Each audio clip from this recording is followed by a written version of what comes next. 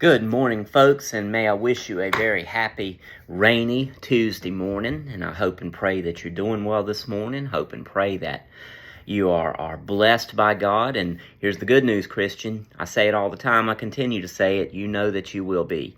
So thank God for His blessings. Thank God for His grace and His love. Even if it's raining out, we still have God's love. It might be a little bit dreary, but we still have God's love. What a wonderful promise. I remind you to keep Brenda Ferguson in your prayers today as she has her outpatient surgery on her ankle. And just pray that God will provide healing for her, and continue to keep Jesse in your prayers.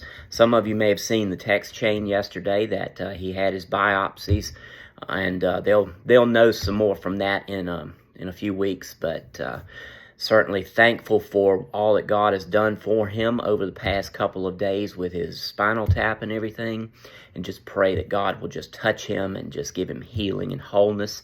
Also, let's remember Kaylee, Ms. Kay's daughter.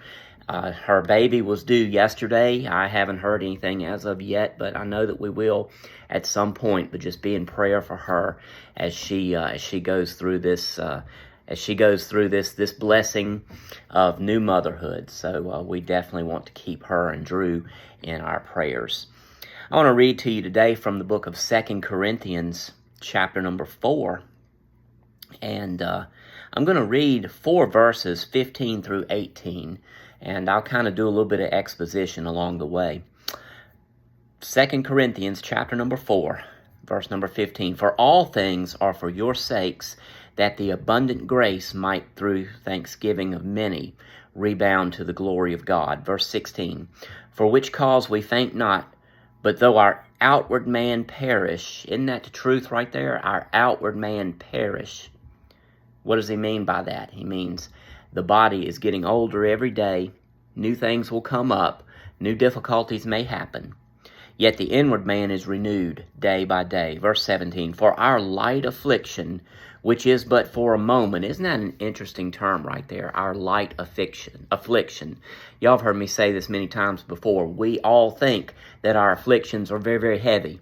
But Paul says under inspiration here, our light affliction, which is but for a moment, worketh for us a far more exceeding and eternal weight of glory. And here's the kicker. Here's the point. Verse 18, while we look not at the things which are seen, but at the things which are not seen. For the things which are seen are temporal. What does that mean? It means they're temporary. It means they are, as the song has said, dust in the wind. The things that we see around us, the difficulties we may face, whatever it is temporary, and that's something we need to cling to. It doesn't feel like it sometimes, but the things that we deal with are temporary, Christian. It says here, but the things which are not seen are eternal. Christian, we look forward to that blessed hope in the day of Jesus Christ. That is of eternal weight. The things that we deal with on a daily basis, they are all temporary. As I said a minute ago, it doesn't always feel like it, but it is temporary. So what do we need to take from this? What is our takeaway? What is our bottom line up front, as I've said many times? It's this. Keep looking forward to those things which are eternal.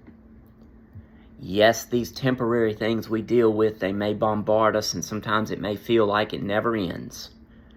But understand it's temporary. And it is absolutely nothing compared to what we will see in that eternal blessing. Just like Paul said in the book of Romans, chapter number 8, in verse number 17, I think it was. I quoted it on Sunday. For I reckon that the things that we deal with right now, I'm paraphrasing, of course, the things that we deal with right now cannot be compared to the glory which we will see. So, Christian, Paul says it here in 2 Corinthians, the things which are seen are temporal, but the things which are not seen are eternal. and let's cling to that promise. And I hope and pray you have a wonderful, wonderful Tuesday. Stay dry, stay warm, and God bless you, folks. Love you, and I'll talk to you a little bit later.